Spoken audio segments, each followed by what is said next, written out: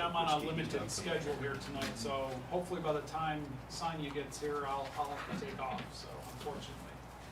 I'm double booked at 7, so.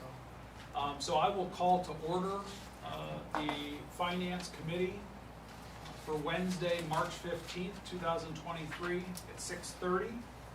Let the record show that all aldermen are present, with Alderman McCall running just a little late.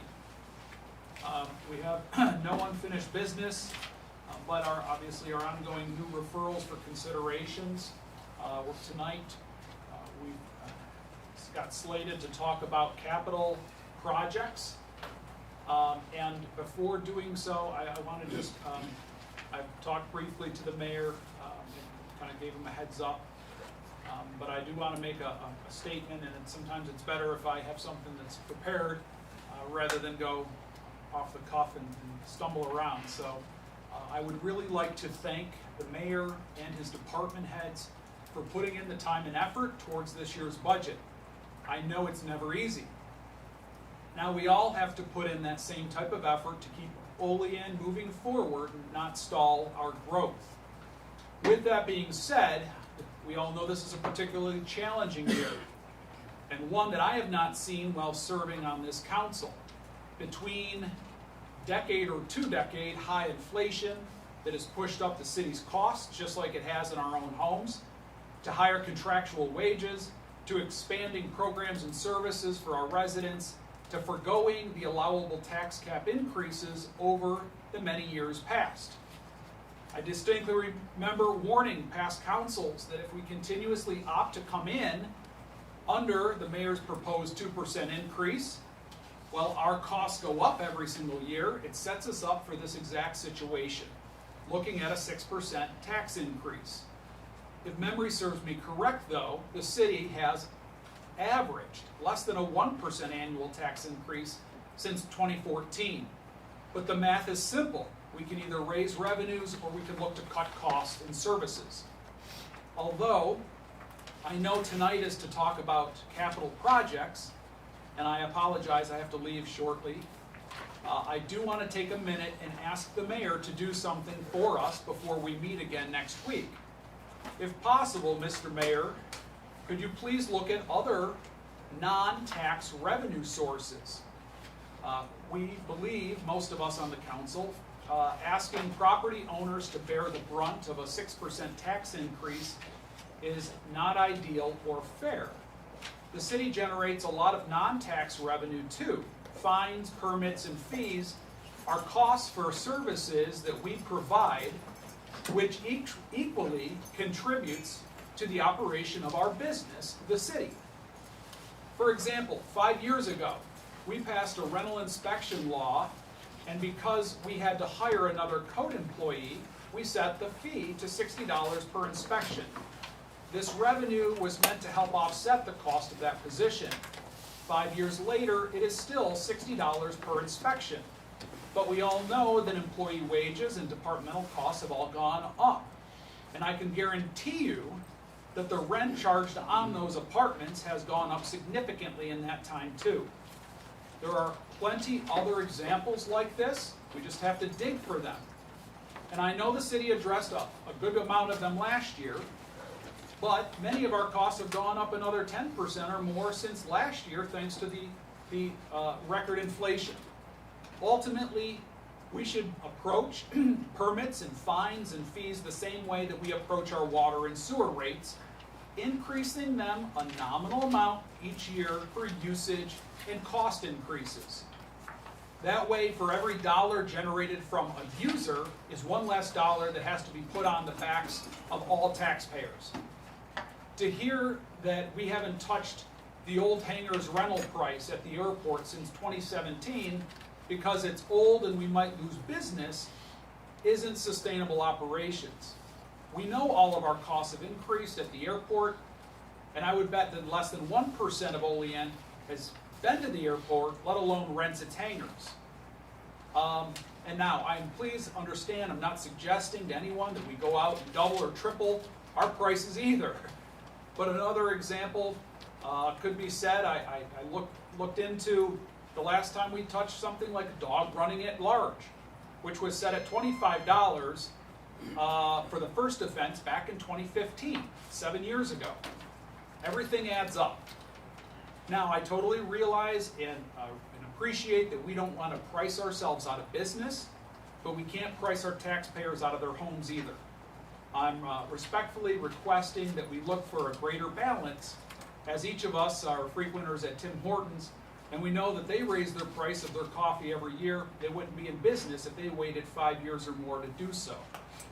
So on behalf of the Common Council, Mr. Mayor, could you please look at some other revenue sources to see if there's some valid recommendations that you could make to help offset this budget process and ease the burden of the tax rate increase? We can do that. Thank you, Mr. Mayor.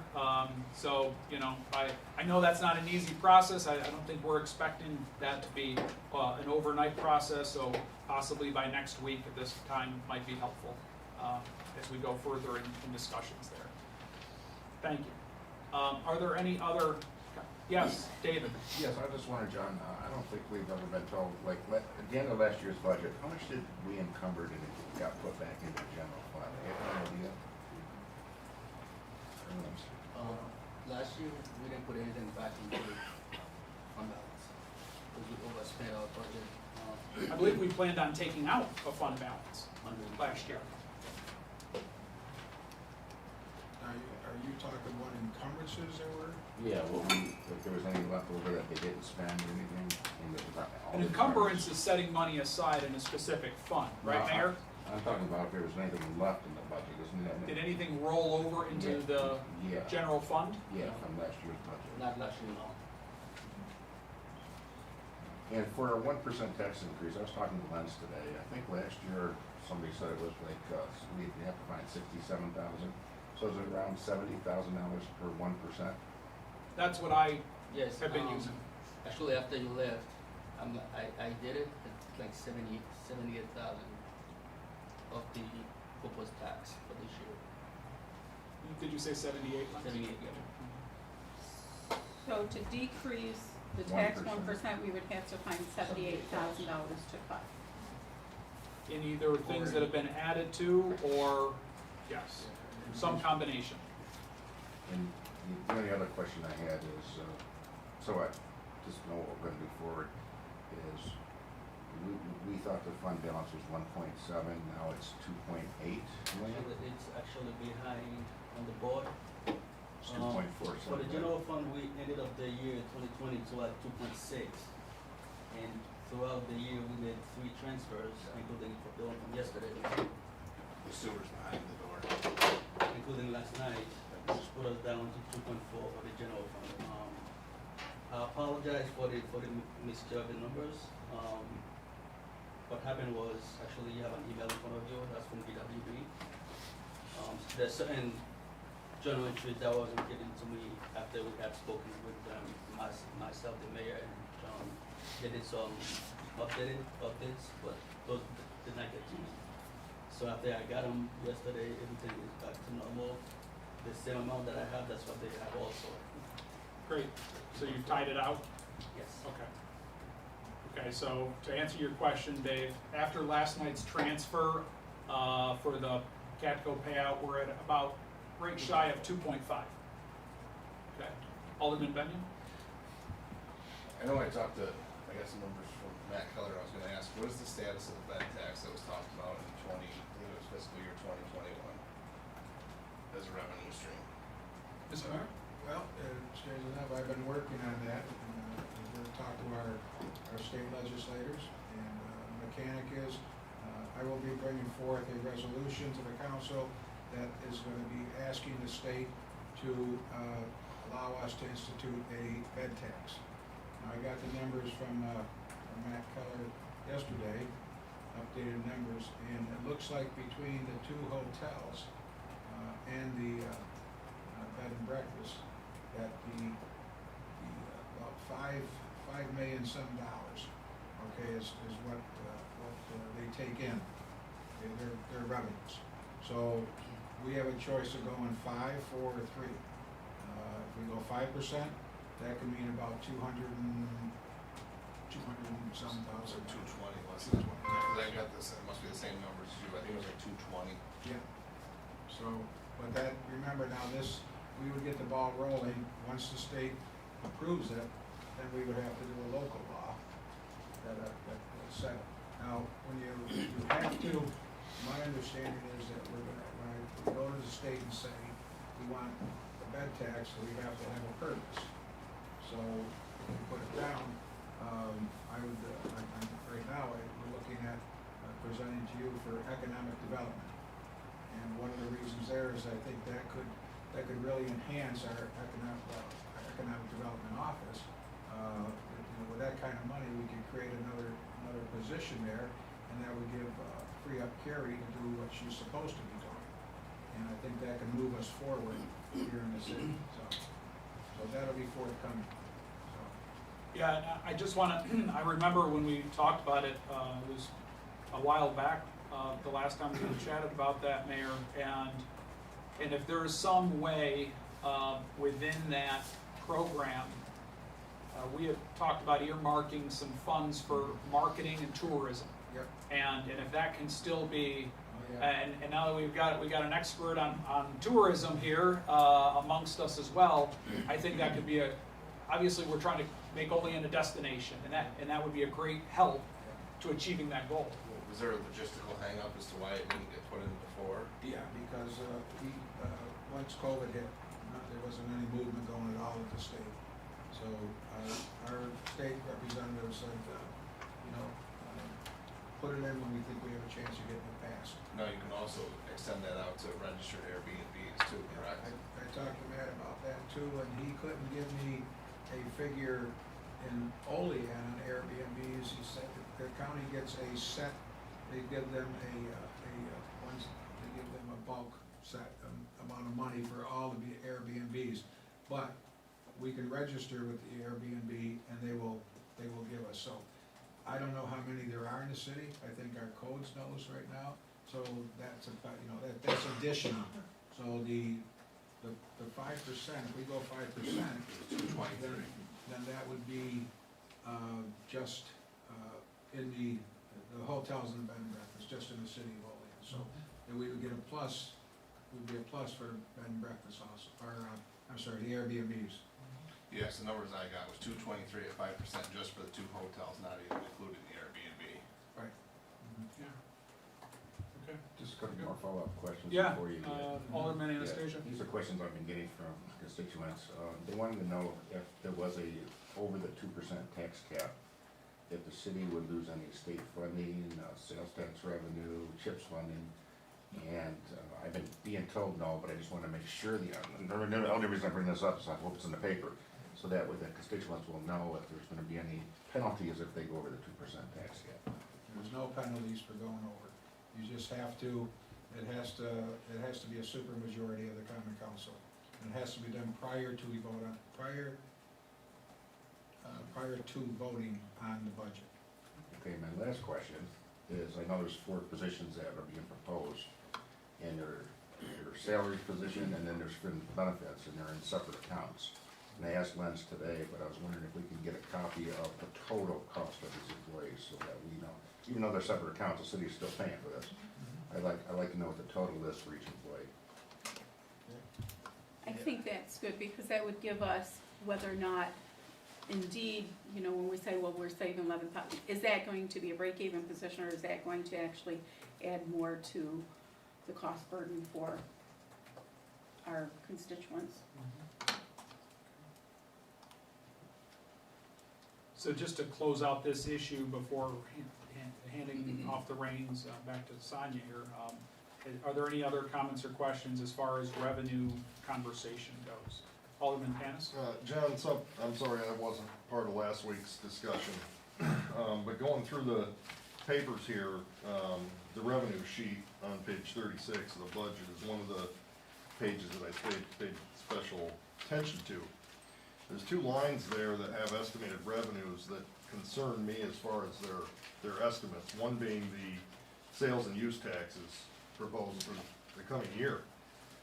We're looking at a $900,000 increase, and I'm curious where that figure was estimated from, I'm a little worried sooner or later here, we're gonna see a decrease in sales tax revenue. And if that were to happen, that would put us nearly $1 million less income, and that'd be 13% more we need to look for if that were the case. The other one being the mortgage tax line, showing an $80,000 increase there, which is also more than 1% of the tax levy. And, you know, I don't have any input on this from any official sources, but I just get the feeling that home sales coming up are likely to decrease at some point and not provide this revenue. I'm curious if those numbers have some basis, if they're kind of loose.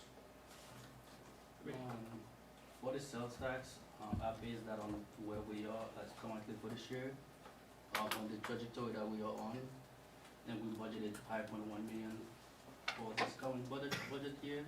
I think we're gonna get there by April, if everything goes well. So if it goes like that, I think it was safe to say 6 million we could get that the next year. Because since I've been here, it's been increasing and increasing every year. Sales tax, I don't see it going down anytime soon. Specifically, we have those couple of business coming in. That's probably increase the sales tax for us as well. Okay. That was the logic Yeah, behind we that. got Hobby Lobby coming in, we got Chipotle's, we got other Tim Hortons. So all of that increased sales tax. Pizza. Okay. Pizza Hut's coming in. Starbucks. Yep, yep. Yeah, Starbucks, hopefully that'll be this year. So we looked at that and said, well, you know, looked at where we're at and said, we think that's where we can get to. Okay, I mean, I hope we do, it's a big number to watch, because I think it could fluctuate maybe. So my conservatism is kicking in over here as the accountant here, and, you know, from an economic standpoint. You know, interest rates, the Fed increases interest rates to slow down spending. And I think Jason does make a valid point. It might be helpful to look at some future projections as far as what interest rates are doing, because our biggest contributors, and we've got the stores coming in which are gonna help tremendously, but the biggest contributors to both of those items are interest rates. And when interest rates go up, people buy fewer cars, and we get a tremendous amount of sales tax revenue from the automotive businesses. We also get a tremendous amount of revenue from gasoline sales. Gas prices are slated, actually, I was doing some research on this, they're slated to go down, which, you know. As our car prices. Huh? As our car prices. Right, as our car prices, as our car purchases, when interest, you know, you go into a dealership and there's a lot fewer in there today because interest rates are at 5, 6, 7%, and the same applies with homes. So there is a bit of, you kind of jog some concern there, and maybe we could sit down and take a look at just some projections, what the outlook is. Because everything I've seen is the Fed is gonna continue raising interest rates. If that does, it's gonna have an opposite effect on those markets, and expecting an extra $1 million in revenue. Again, the conservative in me says maybe half of that, but I hope that's right. I hope it still goes gangbusters with the addition of the new businesses. But I do appreciate that concern there, and I think maybe we could take a look at, we could crunch some numbers and take a look at that too. Anything else there? Okay. At this time, I've got to, I'm sorry, I've got to run. Here, Simon's going to take over, and I'm going to talk capital projects. Huh? I'll catch up with you guys later. Anything else before we move to capital projects?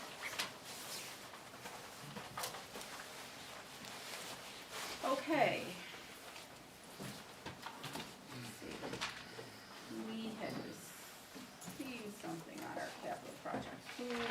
Where are we gonna go first with things? Jim?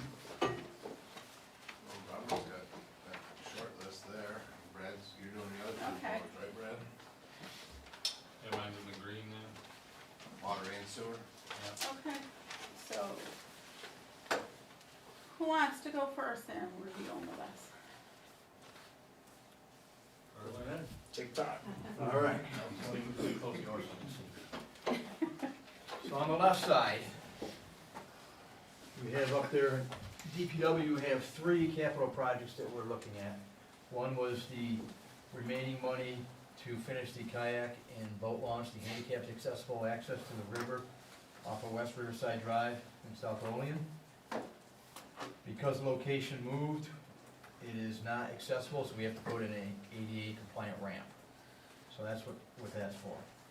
Number 2 was the tree program we talked about last week. In addition to our budgetary amount for our normal operations for tree removals, I think what I briefed is we have about 150 ash trees that are to be dead within the next 3 to 5 years.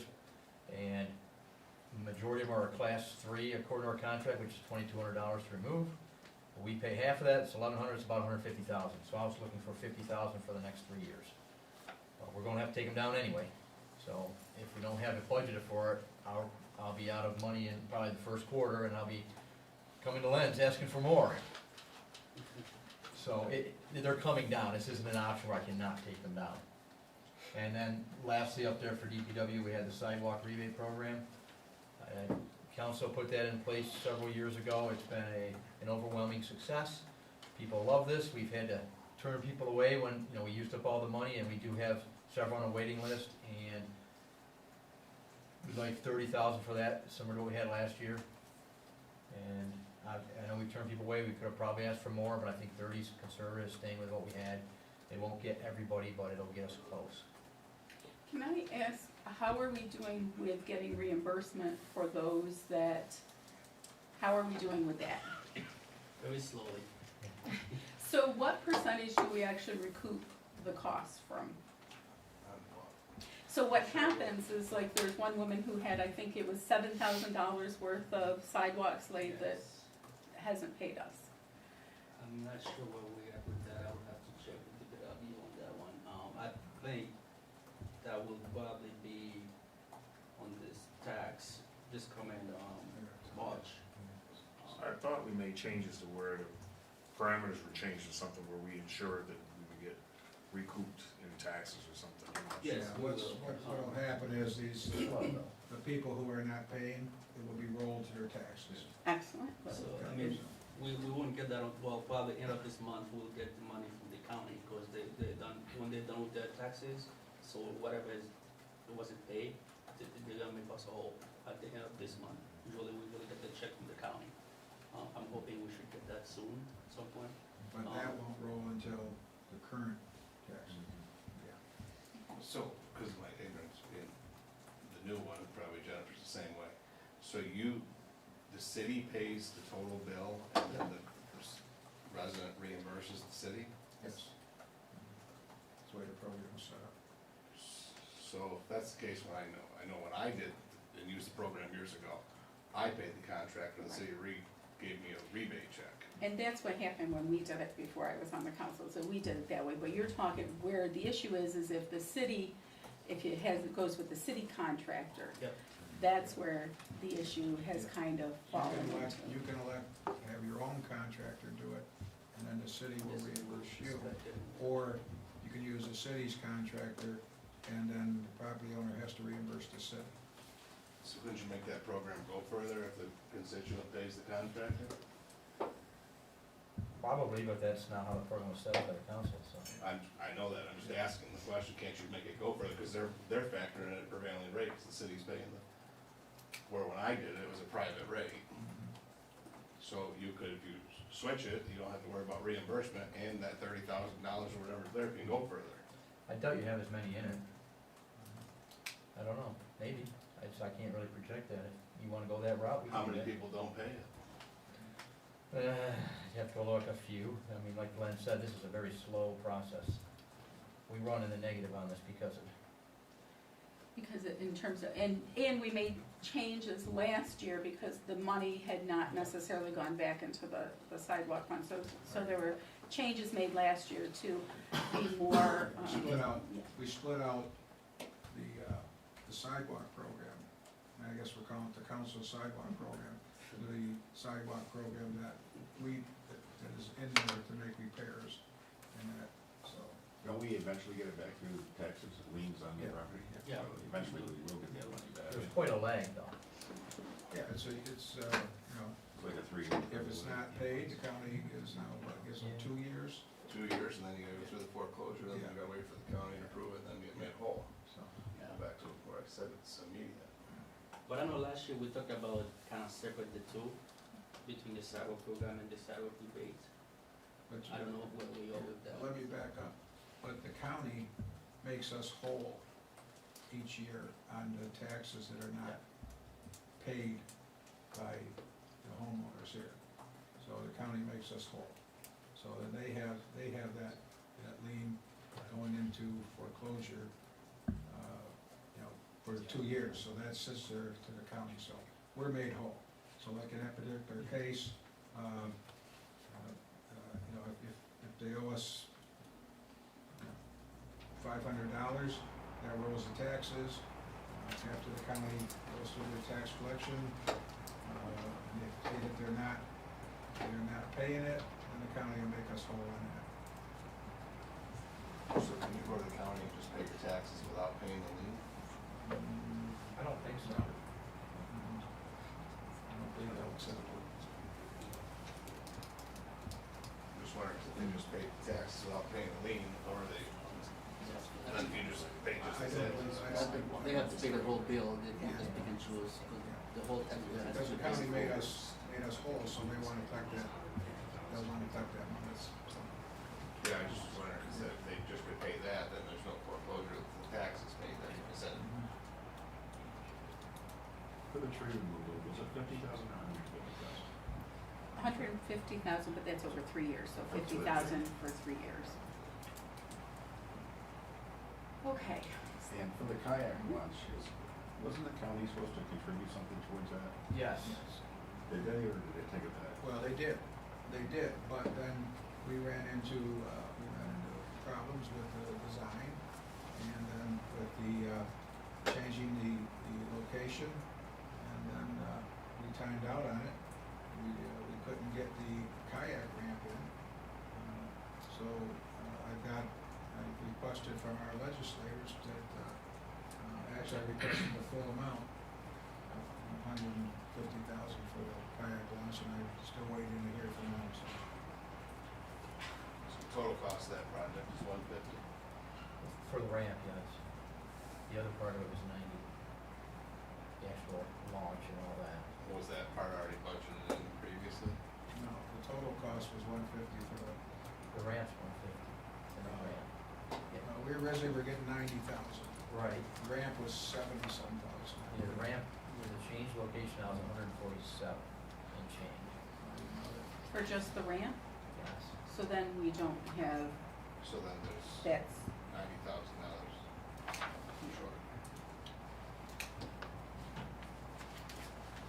So Well, total project so- is 240, $240. yes, because it's 90 for the actual kayak part, and the ramp, the quote we have, the latest quote from, Mr. Ring Senior acquired was, working with Dave Crandall, was 147 and change.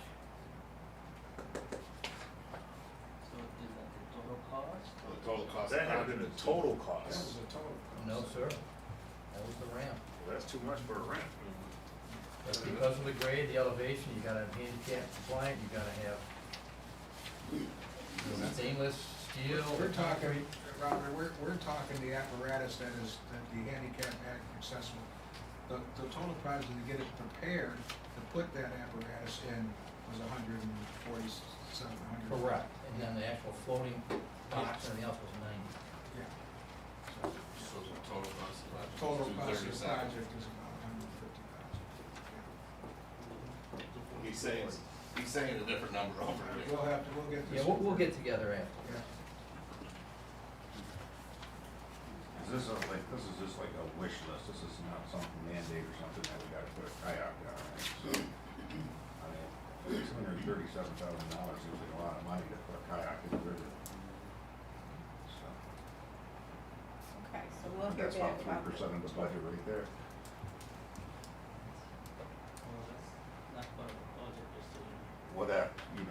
still gotta pay for it.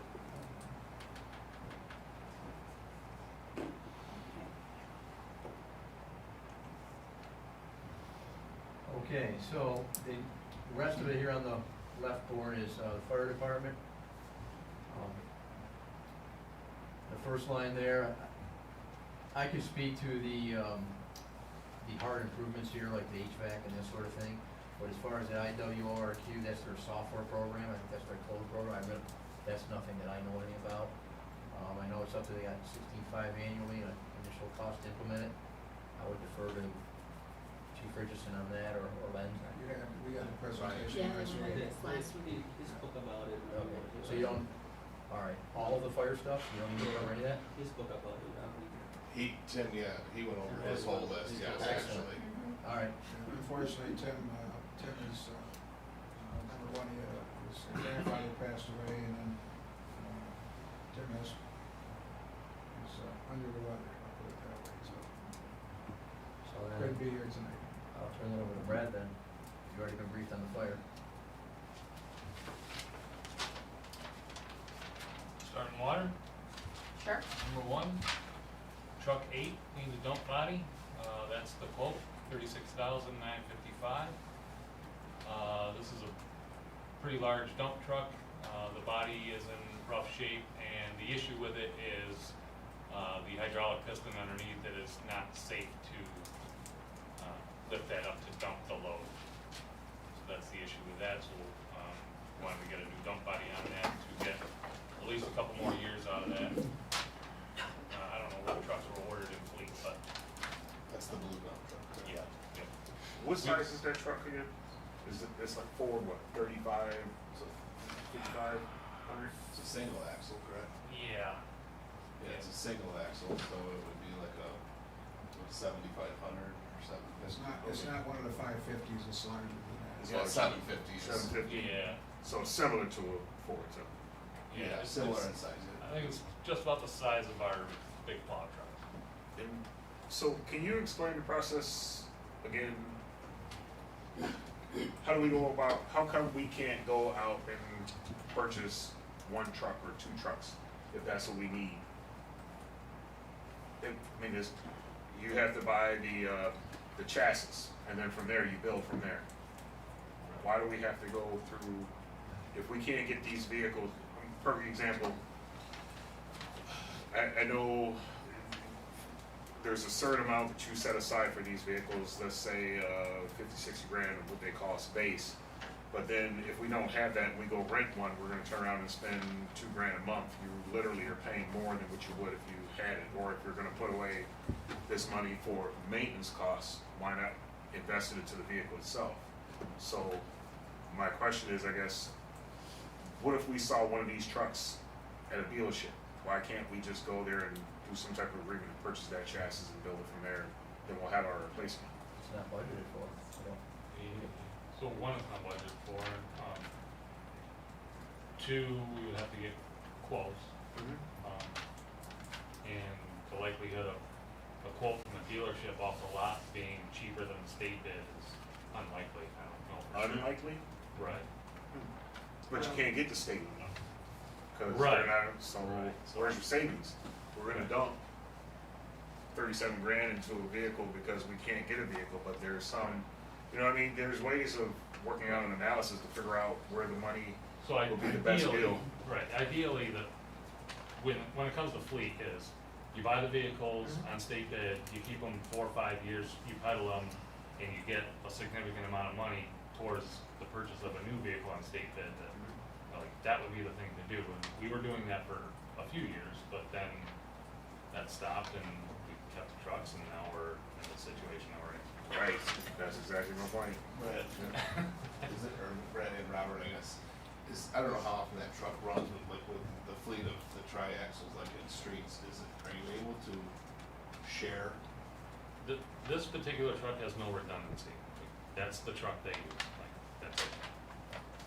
So, like for a water main break or anything like that, where they're digging and hauling stuff, that's the one and only truck that particular department uses. They could use a smaller truck from, say, water or streets, or a larger truck from streets, but not during the winter because it's outfitted for winter operations. Yeah, that's what I was wondering about, like, So it's pretty limited. We have some vehicles that are on order, you remember, but I mean, they keep telling us it's 18 to 24 months before we can get them. Also, I think the last time we talked, you know, when we were looking for that, vehicle for the HVAC, we found several there. But, now looking for used, dump trucks, and that might loosen up, but it's been a struggle to even find them, you know. So, but I think what you're saying, just buy the truck and chassis and then put a dump on it. yes, That's something we can explore. because they also sell now, I don't know if you're familiar with them, Robert or Brad, they now sell them switch body trucks. Yes, we have some in our company. A lot of people, like in my industry and that, so basically it's one truck, and then one day it's a dump truck, the next day it's a stake bed. Yep. Like you have a vacuum pump, like you literally just go out back, so if you're switching, it's like a skid steer, you're switching the back end of the truck, so you don't have so many single-use trucks. Right. You have a truck that switches its back end to do the job. Transformer. Yeah. Yeah. So to give you a little perspective, we have a vehicle showing up on Friday. I don't know if you saw this yet. I did, yeah. It's just I for didn't see any. the number 32 sewer. So this is a 2022 that was ordered about 15 plus months ago. Mhm. So it's taken that long to get here, so. Is that the back truck? No. No, this is a 450 crew cab. It's finally coming. We've been Oh, waiting okay. over a year. That's the utility Yeah. one. I mean, we're having the same issues with our company. We're ordering vehicles that we ordered 2 years ago are slowly funneling in, or we end up with a mass shipment of them, and everybody's just grabbing them and taking them, but, the vehicles are coming in slowly, but, you know, my thing is why go out and spend this massive amount for maintenance when, I mean, you could very well, the vehicles are out there, obviously, manufacturing stopped, what, 2 years ago, 3 years ago. Everything is, you know, I'm in the warehousing, I'm always hearing the supply chain, but the fact is, everything is catching up now, you know, so, I just tend to not care much for excuses. It, literally, like I said, up Transit Road, I'm driving down there and I see a ton of vehicles, I mean, a ton. At 2 different dealerships, Dodge and Ford, and yet I hear we can't get vehicles, it's like those vehicles are sitting there. So they're for sale apparently, they just need someone to come up there and hand them some Well, money. they need to fit the needs that we have. Yeah, You know, Mark Donahue's checking with them regularly, and what's up there doesn't necessarily meet what we need. okay. Well, yeah, that's why I was wondering what size the truck was, so I know now, so. With this dump body truck that you wanna get, I mean, I'm looking at the surplus for the water and sewer, can we take the money, it's probably a council decision, but can we take the money from that fund and instead of bonding it, pay for it out of the surplus between those two line items? Yeah. I don't know, I mean, I'm assuming water would have to come out of water, we wouldn't be able to dip into sewer, but, no, that'd be a lens question, I guess, or. Maybe if that's the way the council would like to fund it, that's the way we can do it. So,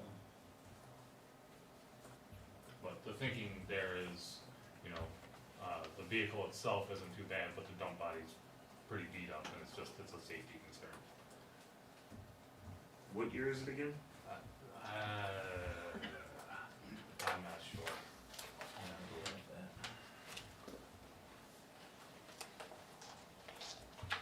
I wanna say probably 8 years old.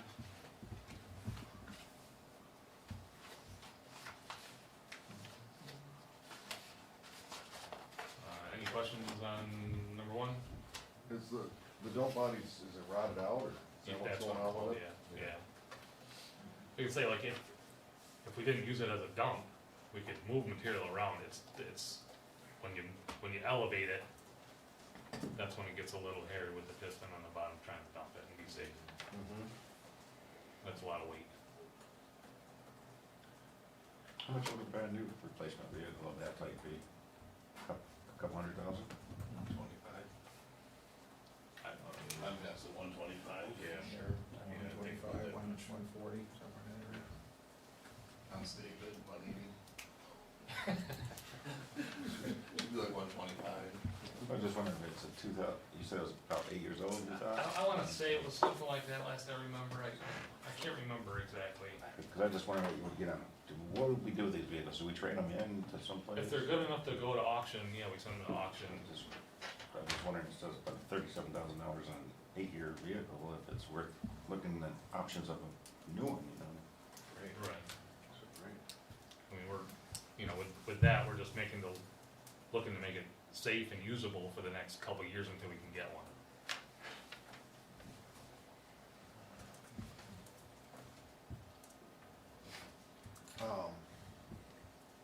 What is that number to have somebody do all the work to change the body, or are we gonna do some, will we do some of that work?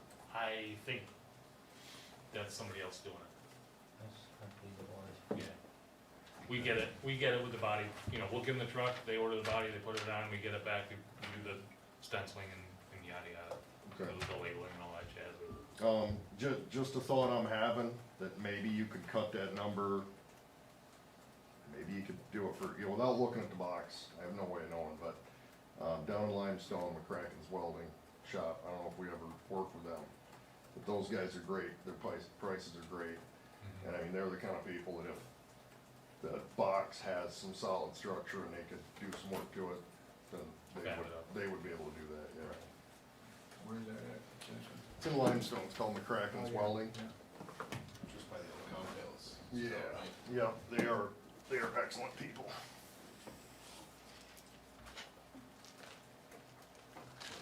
Hopefully it's gonna look better steel. Pierce, you'd be better off buying a new vehicle. They charge you more for the steel to weld it up than the new vehicle. So moving on to number 2, well M18 refurbishment. We just did a refurb on well 37.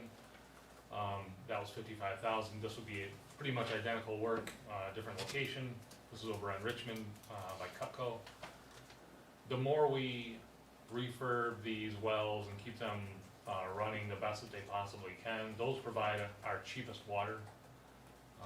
That's basically a supplement to what the water filtration plant puts out and what the reservoirs are supplying. That's something that we have to do, say, every 8 to 10 years, and we're due for that. Both well 38 and 18 need this work done, but if we could get 18 done, that would put us in good shape to put, say, the 38, maybe next year or the year after, and then all 3 wells will have been done. We can get the most output from those. Stardust mini system reservoir, we need a mixer for that. The mixer in there does not work now. That helps keep, that tank, the freshest water moving around, keeps the chemicals in there mixed up nicely and just provides the best water quality. Where's that at, Brad? That is on Bosse's property, just east of The driveway Satellite Satellite Circle. Satellite Circle, correct. Where it goes up off the end of the Yeah. cul-de-sac. Yep. So there's a mixer in there that no longer works, and that needs to be replaced in order to provide the best water quality for that area. How long has that been down? Or not functional? It's been a few years. I know you're going through the list, I mean, are these wish lists or are these things that absolutely have to be done, in your opinion? In my opinion, the dump body should absolutely be done because we have no redundancy there. Well 18 doesn't absolutely have to be done. That should be done within the next few years along with the other well. That, like I say, if you're looking to make money, the wells produce our cheapest water. So the profit margin on waters from wells is more so than that from the filtration plant. Do you have numbers? I don't, I can run those numbers, but, just generically speaking, Right. water from a well, Or it's better than Chevy. that's an opinion, you know what I mean? So I don't like either one, but I'm just saying. Right. That's what people go with, 'cause some people will say that this water's better than that, so.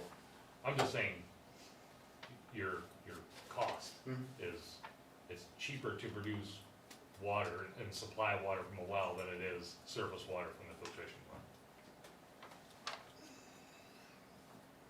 I can kind of agree with that So, one. that's, Doesn't really- the return on investment for 55,000 Mhm. is pretty good versus elsewhere. So yeah, the mixer at Stardust, that's not an absolute, but it should be done within the next, you know, it should be done soon. The water plant turbidimeters, we need 4 of them, that's 30 grand. In my opinion, yes, you should have those. We have them in there now, but we got some parts from somewhere else to kind of cobble them together to get through, but I don't know how long those will last, and they're important. And, what are those? Because I don't know. So they measure turbidity, like how much, like, how turbid the water is, if it's like muddy or like, yeah, cloudy or. So those give a reading to the operations dose chemicals to the water based on how turbid it is. So when those are faulty or, you know, they're not reading right, we could be adding more chemicals than needed or not enough chemicals, producing, you know, a product that isn't right. Thank you. Number 5, reservoir valve replacement. The valves themselves were 136,000. There are 4 valves. We cannot get to these valves; they are buried. So they're basically stuck in the open position. So when we fill the reservoirs, we fill them both, and when they empty, they both empty. We can't isolate one reservoir from the other, therefore we cannot take one out of service for cleaning, maintenance, inspection, any of that stuff. If we take them out, we have to take them both out, which we have not done. And we also need to get the reservoirs inspected. That's a must, that we probably should do. In my opinion, that's a big one. That is a big one. And that's not the total cost, that's just that's just the valves. Wasn't this on last year too? We talked about it last year too. Okay. And in the last couple of years. Yes. Well, last year we mentioned pulling it out of the second round of ARPA funds. So, I can't remember what the balances were from the ARPA funds, but Yeah, I thought we agreed to go ahead with it. yeah, in 2 meetings, it was in the minutes that we were gonna do that.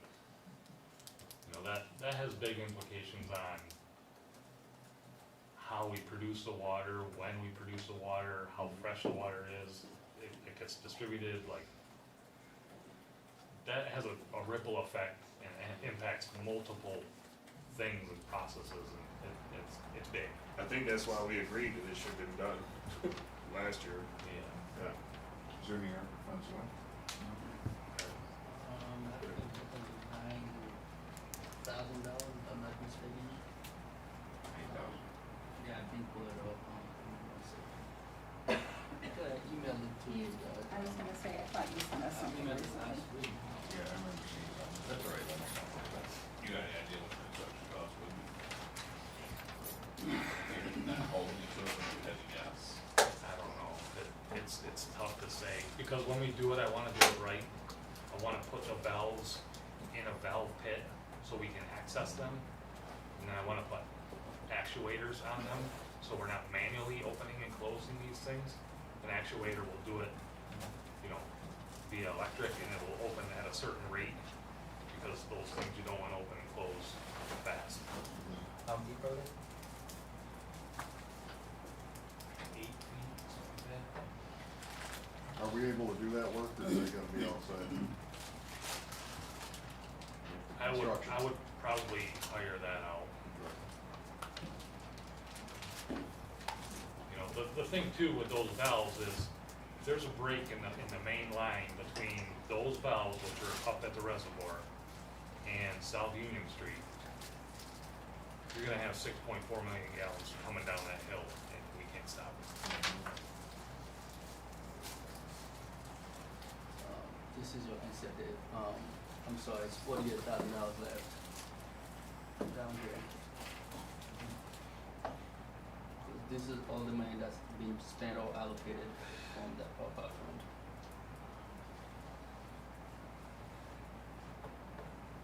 You print these up somewhere too. Just. Yeah.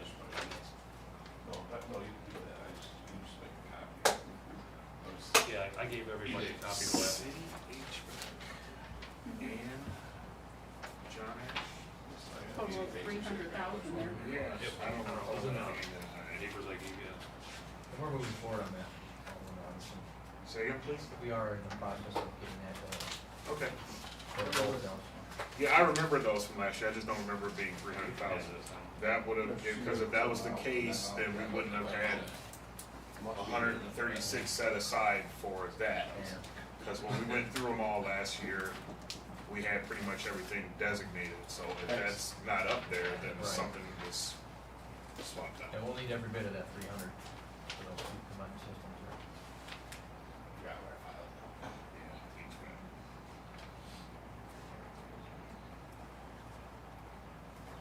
Okay, Brian? Any more questions on the reservoir valves? Like I said, that's a big one. Definitely necessary. Number 6, water filtration plant wall, we've talked about this for a number of years now, we've applied for grants. I've checked into why we haven't got the grants, and every time I check, we're in the mix, but we just weren't selected. This close. Yeah. Yeah, so, I wish I had more answers for that, but I can tell you that that's kind of a twofold thing. The 2.9 not only gets you a new filter plant wall that doesn't leak and is safer for the structure of the building, that also changes the media in the filtration plant that is original, that should be changed. So we're kind of in that area where the media needs changed. I hate to change the media and put all new in there and then get a grant or have someone decide that, yeah, we need to do the wall, because then we gotta take the new media out, throw it away, do the wall, and then put new media back in. So it's one of those, what do you do? How many years have we been pushing the envelope on that one? Well, Yeah, 10 that I've been here. 10 plus, Before that, yeah. so. So we've done patches and this, it's got a million band-aids on it. Well, I think Said as the mayor, What or we just in have. general, you've been here. I mean, I think the good thing is, I don't think we've had this number before. We've always been told we didn't know what it would cost. So, even though that number's big for the water plant wall, We've had the At numbers, least- like, at the grant application, we have to have a number. Yeah. yeah, but I don't think, as of when we discussed this last year, I think it was still up in the air. Well, I I think when we haven't seen that discussed it, number. that's last year's number. Probably goes up every year. That's the 2022 number. The 2021 number was probably 2.7 something. So we're at 3-1 now? Well, who knows? Safe bet. Say 3.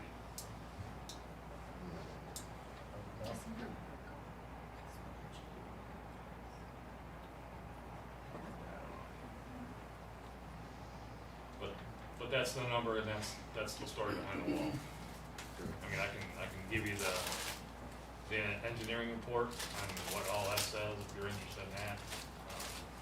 But that number there is to replace the wall and the media and do the job right.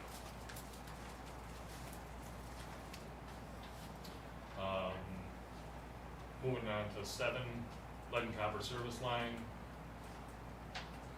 That is a report. Right now, we're just in the data collecting phase of that. The health department is going to be pushing all the public water services to inventory all their lines and replace all of the lead lines in the system. So we need to inventory from the main to the curb stop, which is ours, and the customer side, which is from the curb stop to the house.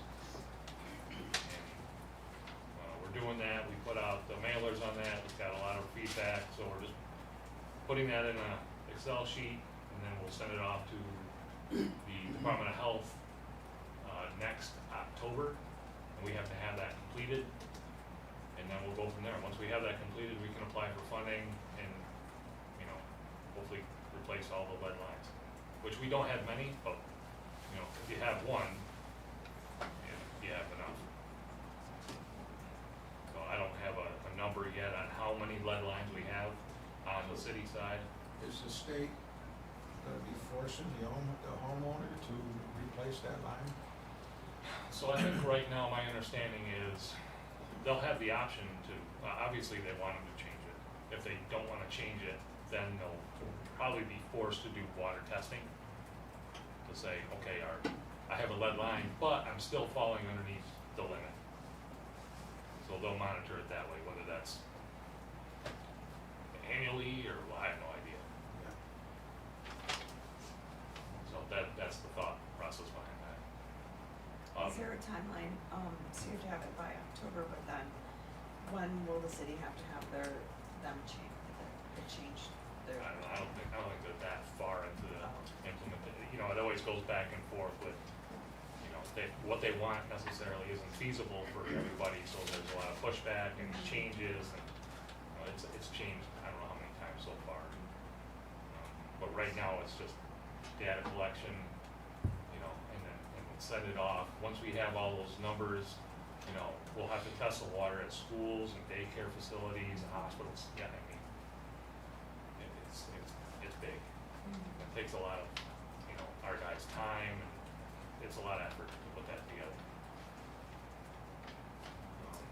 So what I'm hearing is that this is not an urgent, if we're looking and we're kind of prioritizing, because right now we don't really have the data we need Right, so really 7 is just on there to let you guys know, hey, this is on coming. the road. This is coming.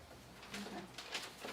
And to let you know, this is taking some time, you know, the public is aware because we put mailers out and we're getting a lot of feedback, so, it's just for your knowledge. And I have no idea what it's gonna cost to replace those lines, it won't be cheap, that's why there's grants rolling out now for municipalities or, you know, whoever is really on top of it and they have their list already together. You know, there's movement on this already. I think a little bit within the state, but other states as well. This isn't just a New York thing.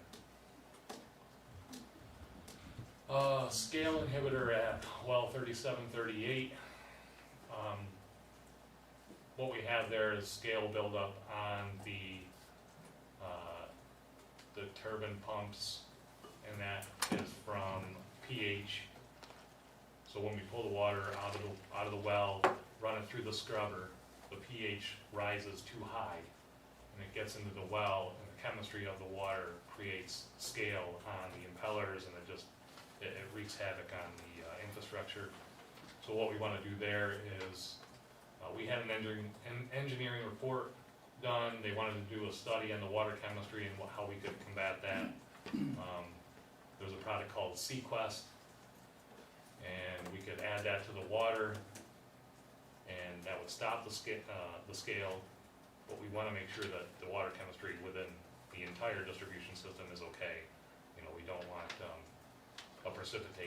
anything to precipitate out elsewhere, because when you add chemicals to one site and not all of them, when those water commingle, you could have reactions there.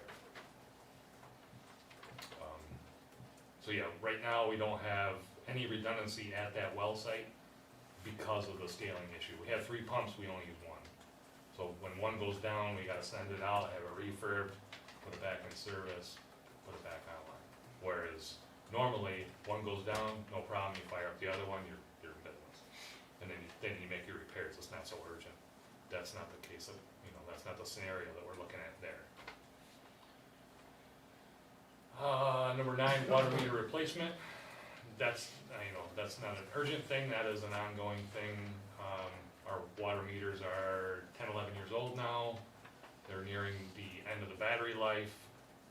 They were all put in at the same time, unfortunately, so I don't anticipate them all to die at the same time, but that's where, like, earlier in the year, I came to you for funding for the 100 meters that we ordered, and that's part of that deal. We have meters that die that need replaced, so as they die, we replace them. We just gotta make sure that we have them on the shelf. It's just an added cost. If we were to do them all at once, I think it was what, 2.4 or something? Yeah, 2.4 million. Are these gonna be like smart meters? Yes. Good. Not smart meters to the level of we can shut them off remotely, No. because there are those, but, we could put them in certain places. They cost more, but boy, is that handy to just hit like a button on a computer and your water meter shuts. Yeah, we're gonna be putting them in soon, the grid. They're already started in the east, they're working their way this way. So you think you'd have to do that at some point soon? Full replacement? No, it's just, it would be nice to have funding somewhere to have these meters on the shelf. Right now, like, we ordered 100, we finally got them in. We probably have 80 of them left. Which is great.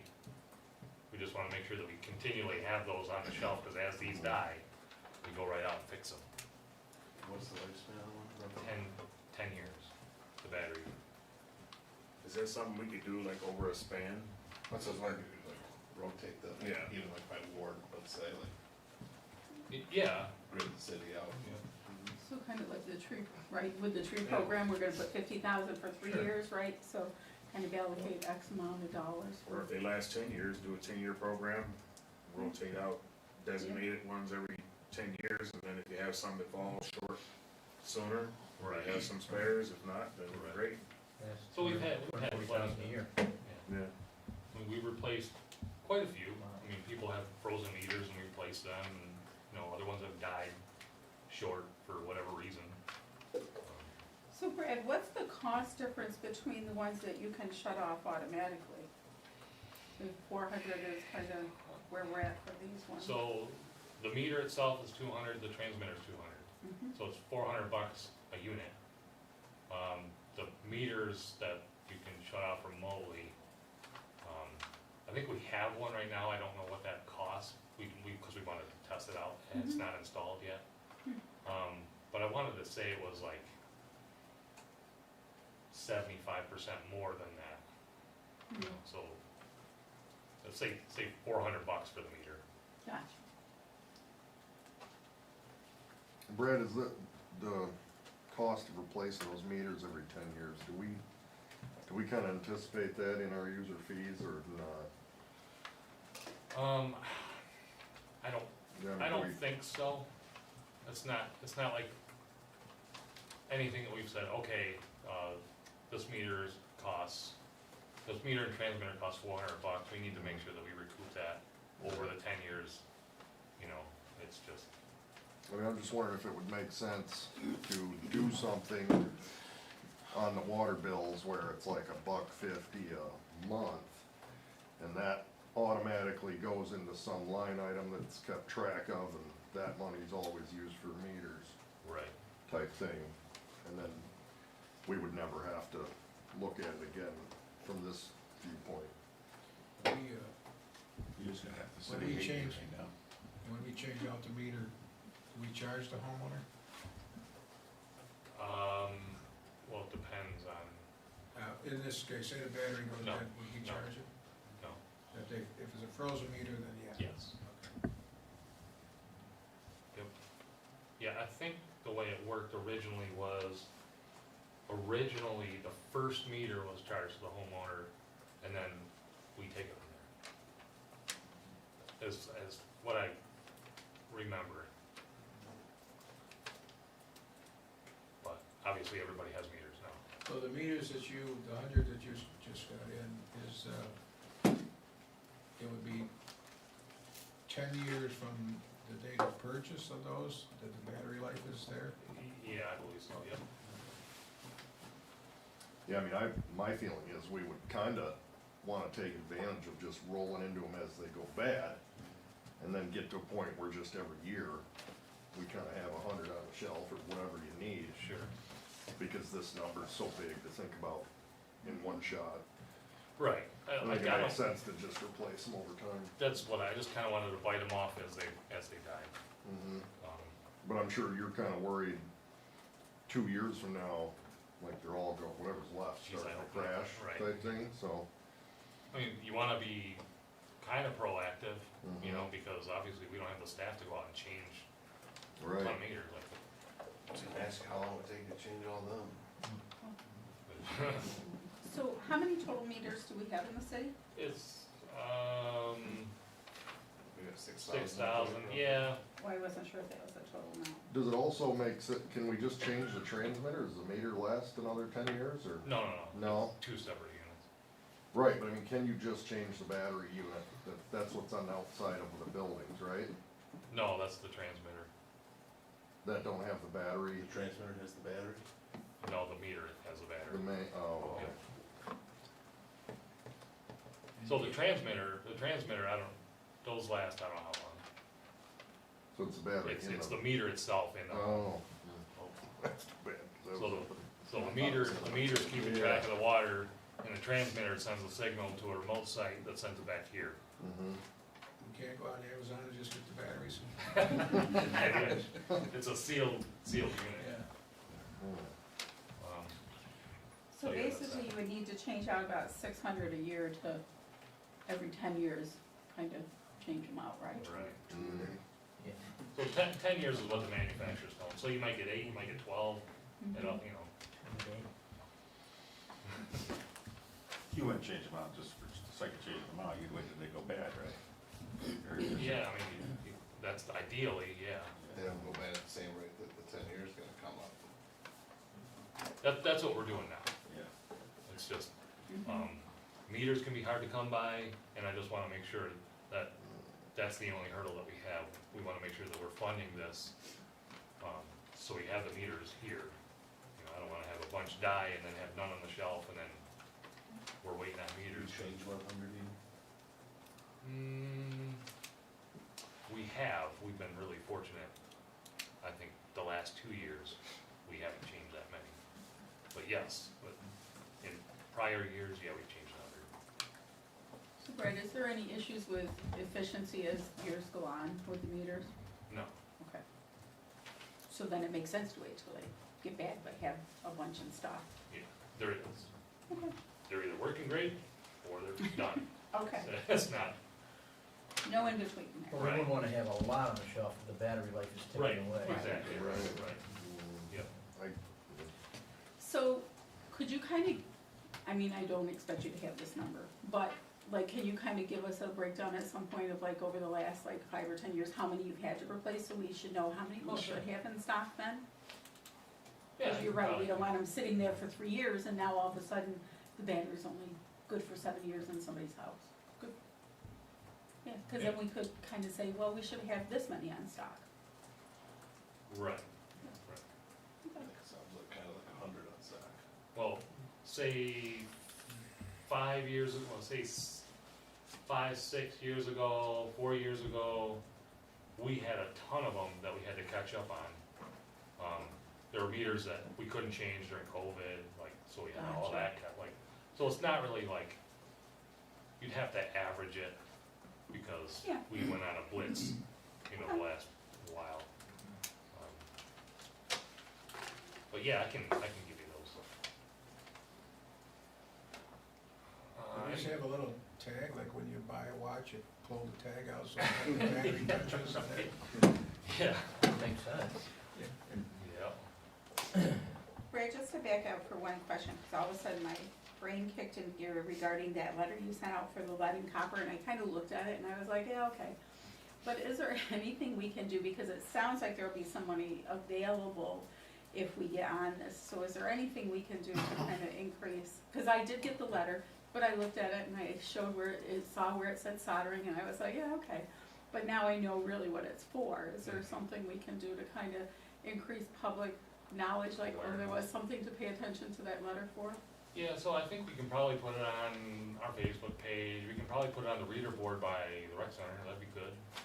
Yeah, because I looked at it, I read it, I understood what it meant, but I didn't know what implication it had for anything, Yeah, so. I think there was a I'm little like, bit of, eh. I think it got people worried, like, oh, the city's gonna make me replace my line, that has nothing to do, that's not the agenda, has nothing to do with it. Mine was like, why do I have lead pipes, right? I don't even know I do, but I did see, and I was like, well, okay, so if I have the soldering looking thing, then I should pay attention to it. Yeah. But shouldn't that be according to the year your house was built, or, Generally, you know, I mean, you know, what, unless it's been replaced. before 1960 or? Right, that's gonna be our last resort, like, Say again? Or if the line's been replaced. Right, right, My house was built in 1918, but the line's 2 years old. right, right. so that's our last resort, is to look at the year the house was built. If we're not getting an answer and we can't get in and whatever, we're just gonna have to make an estimate, and we have to, make a note in the spreadsheet, this is an estimate, we feel that this residence has this based on whatever. Okay.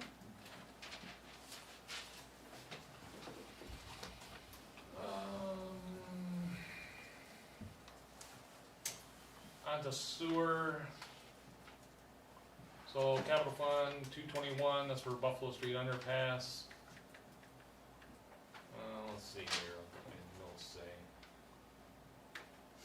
Everybody's familiar with that underpass, and right now we only have, that's a stormwater pumping station. It dewaters the underpass. The station is old and needs, it's not safe to get down in that station to do maintenance, to clean it out. There's sand and grit and all kinds of stuff that get into that well. So we need to clean that out annually or, every 18 months. We can't get in there safely to do that, so we need some structural repairs. And one of the pumps is not working, and it needs a new electrical system. So that place just needs a complete overhaul, really. And we're looking at 363, was it 363? And you'd have 2 of them. We have 209. Yeah, we currently have 209. Structural improvements came in at 271. Pump controls, and that stuff came in at 90, so that'd be a total project cost of 363. So you need roughly 55,000 from somewhere to have that project done. I know National Grid wants to upgrade the power supply to this building. They've been in contact with us numerous times over the years. And they can't upgrade the electrical because the current system won't operate with it. And we can't put a new system in because the new system won't operate with the current power supply. So when we do this, it'll be, the grid can do their job, we can do ours, and the station should be ready to rock and roll for the next many years. I asked, kind of looking at where we were last year's minutes on this. That doesn't include the generator cost, right? That does not include the Because it generator. goes, right, I think the generator was mentioned part that of last year. a emergency preparedness grant that I still haven't heard from. I was working with Tim on that. Cause that was gonna be, you thought maybe another 50,000, I think, Jason, that was kind of your thought last year. Yeah, it's probably Yeah, I think 50, 60-ish. we were thinking it could be could have a temporary hookup, where you don't have to have a generator there on site, but you could have a station where you could rent one or have one that's on a trailer and bring it in. Right. That was kind of the thought, where if we had a trailer generator, we could take it to any station that doesn't have emergency power and use it. And so what we have is basically money that's been put in there over the last 2 years, right? That 209, because there was 115 and then more allocated, right? So we have money in our budget right now, Okay. plus,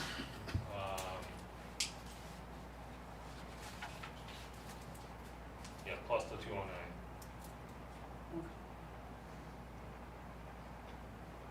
So, in our our last year though, the cost of, what we had under there, the cost of the Buffalo Street underpass is $210,000, and we had 115 from last year's budget, we needed 95 more, but now we're at 363,000. That's for everything, Okay, You said, except the generator. except the generator. you said you have the money in the budget plus 209? Yeah, there's 209 in the capital fund, and then we have money in the capital outlay in our budget right now that we were gonna use along with that capital fund money to try to get the project done, but it's not enough. Okay, So what are you, that's why you said Minus. 55. Yeah, if we had 55, Okay.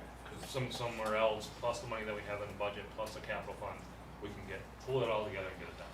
so there's an additional 55 outstanding that's needed? Yes. Okay.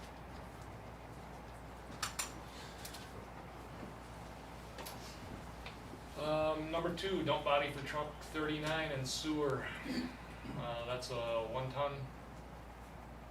And it's pretty much the same story as the dumping water. It's a smaller truck. Didn't you say that one, is there another truck too though? Didn't you say there's 2 of them at the same cost? Yeah, there's one in streets, I think. Is that right? Remember another truck number, and so one of you two said it would be the same cost as that truck, and then you, I don't remember which one it was, but yeah. but there is a second truck at that same cost. Yes. Yeah, there's another one in DPW. Jason, would Cracker Welding come and give us an estimate, or we would have to grab it? Probably take it there. Take it there. Probably have to take it there. You ask for a guy named Corey McCracken if you look into that. And what's wrong with them? Yes. Related to Same Cracker deal. Welding. It's just, Yeah, yeah, they're good. I'm told that They're good to They're go. rotting out. Same issue. This one is just looking at the account balances right there. To the right. Yeah, it's big. You just said that it's the same issue, so I wonder if they could just come up if they got 3 of them the same. But we'd have to get a quote for that, cause that's gonna be Yeah. over the limit here. Yeah, I'd call them and Bring see if them they in. quote. I was just saying to him, because if they're doing with that one, just Yeah. for conversation purposes, the other 2 are in the same Sure. situation now. They might come up and look at 3 trucks rather than taking 3 Well, trucks down. I mean, yeah, Corey may be willing to travel. Yeah, So now you got 3 trucks to look at. Yeah. Yeah, At least you give us an idea if he can do building in that. I know he can, I just gotta see what he's gonna charge, but I mean, he's always done work at what I consider very reasonable. Number 3, South Olean sewer siphon. That's just as important, if not more important, than Buffalo Street.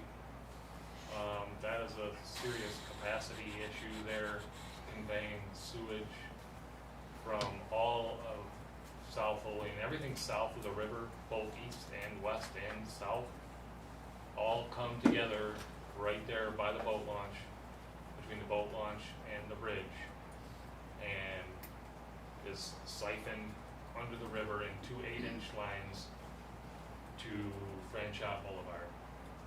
And it's undersized. South Olean has grown substantially since that was put in back in, I can't remember the year now. It's old. This is one of them that we've been putting in for those grants, and we just keep getting turned down. Right, yeah. I do need to update one of the maps that I turn in for the grant. One of the maps I gave them wasn't the map that they were looking for. It's a floodplain map. I submitted a floodplain map with it, just wasn't the one they wanted, I guess. So I'll work and try to get that and submit that for the next round of grant funding. That particular project, though, we need to seriously consider securing some property there near the bridge. There's some critical infrastructure that runs through that property that we no longer own. We can get into that another day.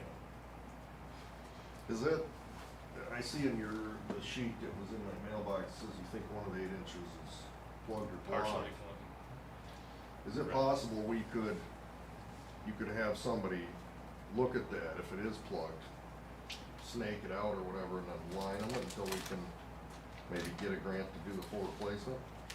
So the siphon pit, we have been looking for several years. We can't find it. Okay. Where we have to dig and really kind of get invasive to try to find it, it's not our property. Okay. What, is this located near that boat launch site? What do we think that, is there gonna be trouble to get that property? Is it, you say we don't have it anymore, I'm just curious what happened to it? We sold it. Oh, We're gonna look to get, we're working with the current property owner, to possibly get an easement that we can go on it, okay. do what we need to do. So let's say we did all that, could we knock that number down considerably to find the siphon, try to unblock a pipe or determine if it is blocked and then Well- line it like we do? I don't think the blockage has anything to do No. with it being undersized or Okay. inadequate at this point. Mm-hmm. Between expansion of homes and businesses and things on the south end, the infrastructure is also that many years older, so there's more inflow, there's more infiltration. Just those 2 8-inch lines could be brand new and it wouldn't matter, it would still be undersized. Okay. And this, in my opinion, is a bit of a public health concern. Mm-hmm. We have sewage backing up into people's homes, in the district there on York Street, the bottom of York. And it's needed, it really is needed. So is that for replacement of the 2 lines, or is that for an entire new line? That is for you build a pump station, so everything will flow into a pump station, we'll pump it out underneath the bridge, and then feed it back into the gravity system on the north side of the bridge. And we would decommission the 2 siphon lines. Basically, you fill them with flowable fill and you call it good. We can either confirm or deny whether sewage is getting into the river or the river's getting into the lines. That, like I say, we have no way to do anything with this line. Okay. It's a concern. If it's a potential health care issue, is there any county money that could come from that?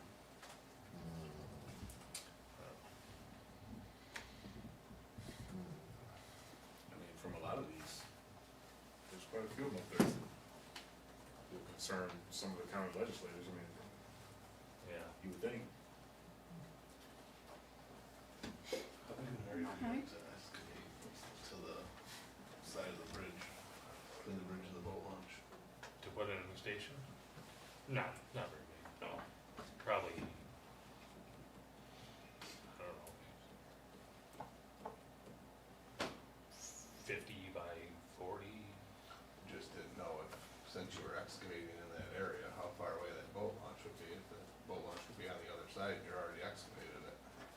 Yeah, I don't know the Save on the details. construction cost of that boat launch, is what I was getting at. If you move the boat launch to the left side of the boat launch, you're excavating that side, you've already got it excavated, you'd save on your construction costs to put the boat launch there. I mean, they're both right there. But right now, if you're looking at the boat launch from the river, the proposed location is to the right of the boat launch, correct? No. Downstream side of the boat launch? If It's you're looking at it from the river, the proposed site would be to the left of the boat launch, to where we can secure the bank and then put the apparatus in. Okay. I thought it was on the other side.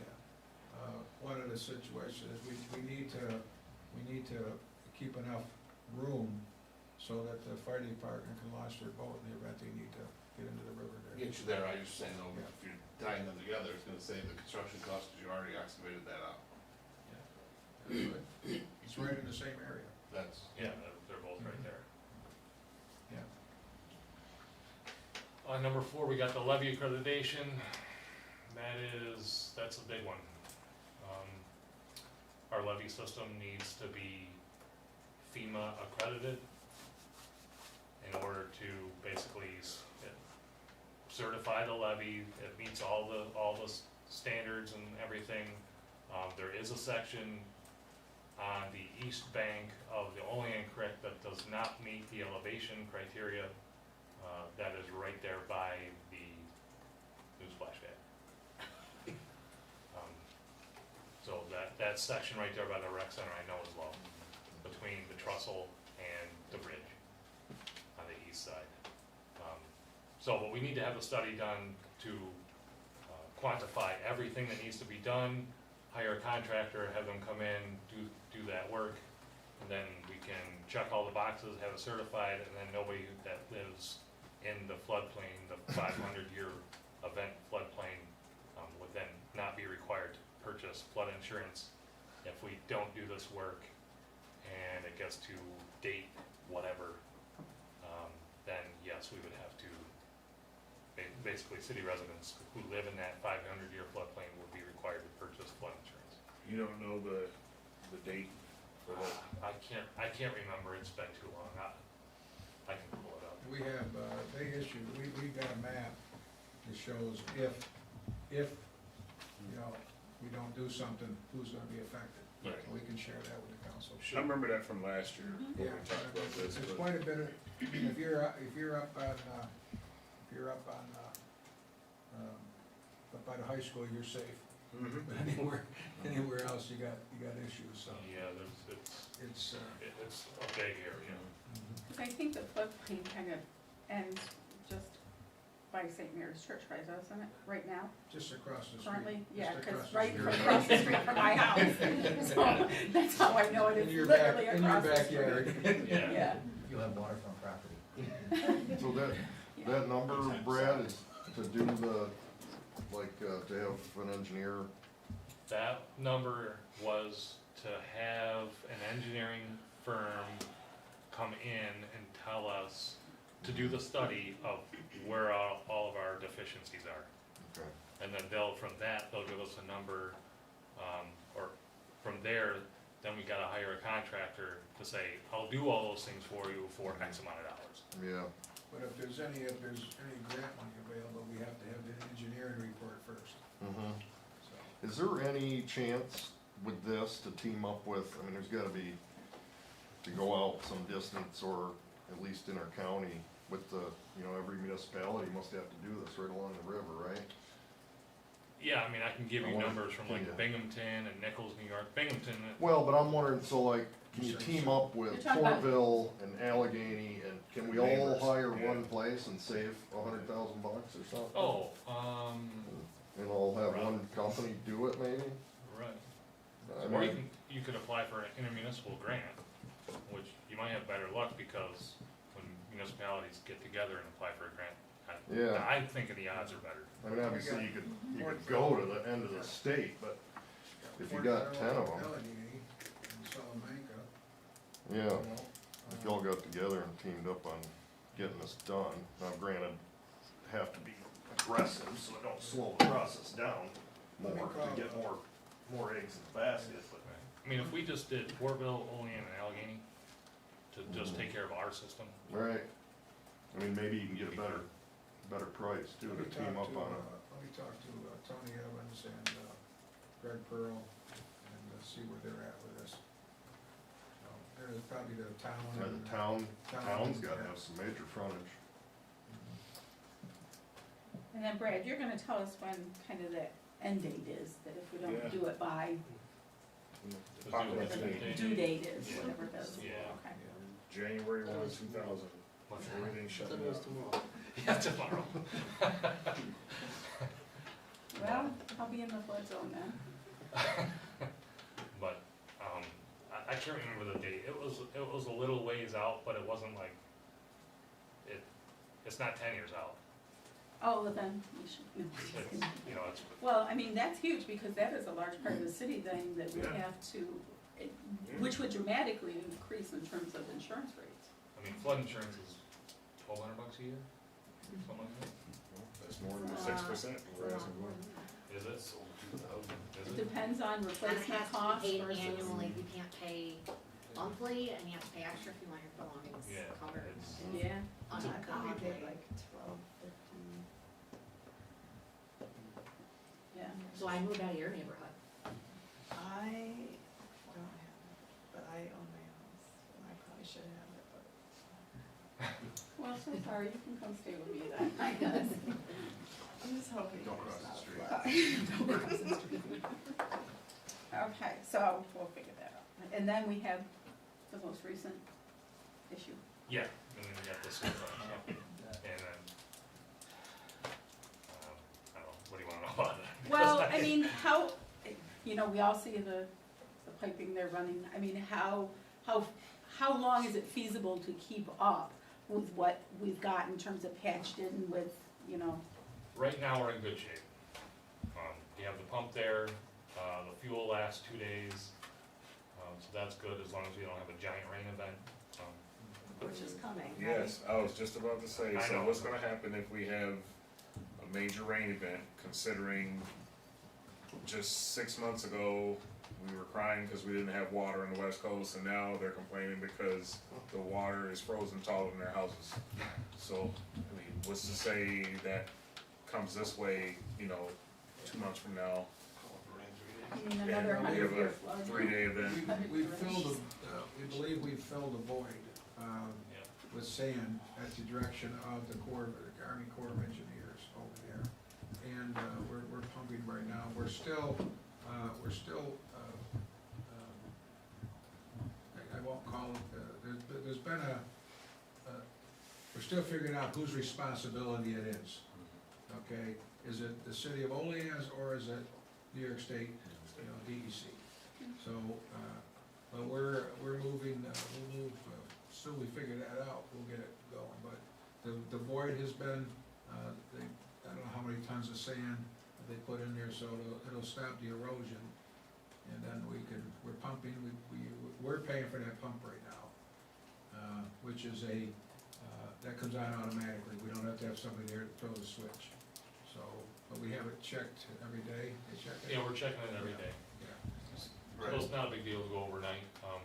You know, it's got fuel and it's got floats, and when the level comes up, it kicks on and pumps. And obviously, the cold temperatures aren't greatest to work with for that. We got rain coming Friday, and so. Yeah. Brad, on that, you talked about where that break was, but you also mentioned there's a line under the Olean Creek. Right. What is the proximity from break to that? I don't remember you saying. From the sewer line to the water line? Where you need to do that collapse project to the head of where it starts under the creek. From the collapse?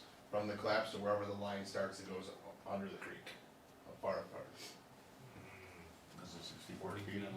40 feet, maybe? I mean, I know you talked about, like, you thought that could go, but I mean, in most things, as you know, too, and you mentioned it, that if you shore that up and you put good pressure right there, I mean, you could potentially be leaving that line pretty vulnerable, that you said would be. So we isolated both sides from the break. So we have a gate valve on the east side, and we have a plug on the right. So where the break is isolated. We're pumping around it. We're pumping from the manhole on the field over the levee to the gate valve, the DEC gate valve structure, from where it flows from there, gravities under the river to the pump station on the west side. And we are seeing debris in that wet well now. That's being but cleaned when you fix that, you'll take those precautions out, and then it'll just go on its own, under Yeah. the line under the creek. Yeah. So that's what I was saying, like, what's the likelihood of that causing enough pressure or damage to finally break that line? The line that goes under the river? Yes. Nah.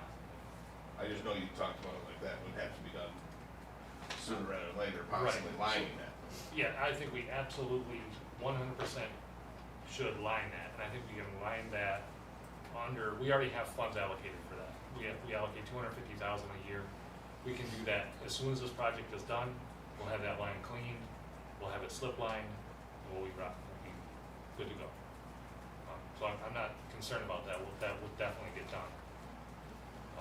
Right now, it's just clearing the hurdle of who owns it. Let's get it fixed. Let's get the line underneath the river cleaned out, because it's got debris in there. The debris showing up in the wet well on the west side. That's being cleaned for a second time tomorrow.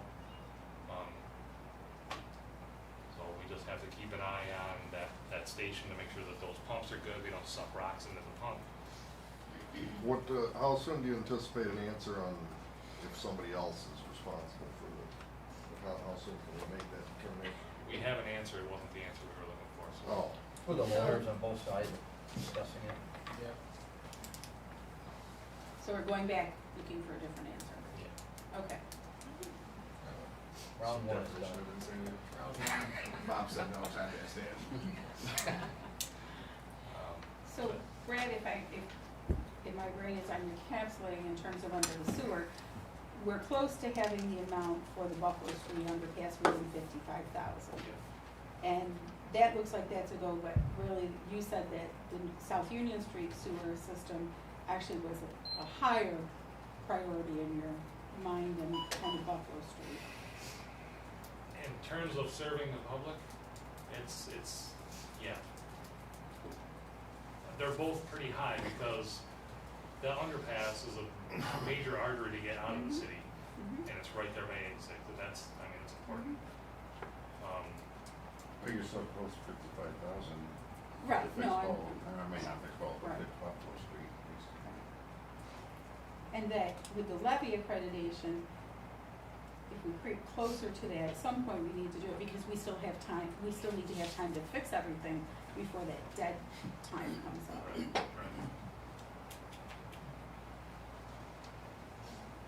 Obviously, if we're in the middle of it, you know, we could probably beg and plead that, you know, like, give us some time, we're in the middle of it. You know, but who knows what they're gonna say, I don't know. We haven't been really on top of it, we haven't gotten a lot of movement. So, but yeah, the soft lane siphon, I think is really important. We're talking about public health, they're really, I mean, Mhm. and our ability to expand on the south side. Well, newly created finance chair, work your magic and find the money. Well, Any other questions? We gotta start selling hot dogs. Over it. Waiting. yes, that increasing revenue is clearly an issue, so. Okay, any other questions for Brad? Thanks, Brad. Anything else under committee or under capital projects? So what's next, John? I haven't been on this meeting with us about this again. When I spoke with John on Tuesday, I believe we were planning on having Because Tuesday there's a during- special meeting that is delayed, Tuesday during committees, we're gonna have an audit. BW will be coming to do the audit presentation. And then next Wednesday, John indicated he'd like to meet again to discuss budget. And he's asked at that time that, we have a suggestion on, increased revenues. We'll do our best to have it for you on Wednesday. Can I still 6:30? If we can, just because by the time I get done teaching, I would appreciate it. Huh? On Tuesday. They voted 4:30 the other day. Did they? Well, they cannot, we could meet at my class, Where is it? What's the class at on? Bonaventure. Oh, Intro to social work. Maybe, we may need some. social Yeah. work. You guys might need a little help when we get Any done. volunteers? Can we go for it, charge revenue? Well, I think they're already charging revenue among us. Okay, any community reports? No. Okay. Motion to adjourn? Second. Okay,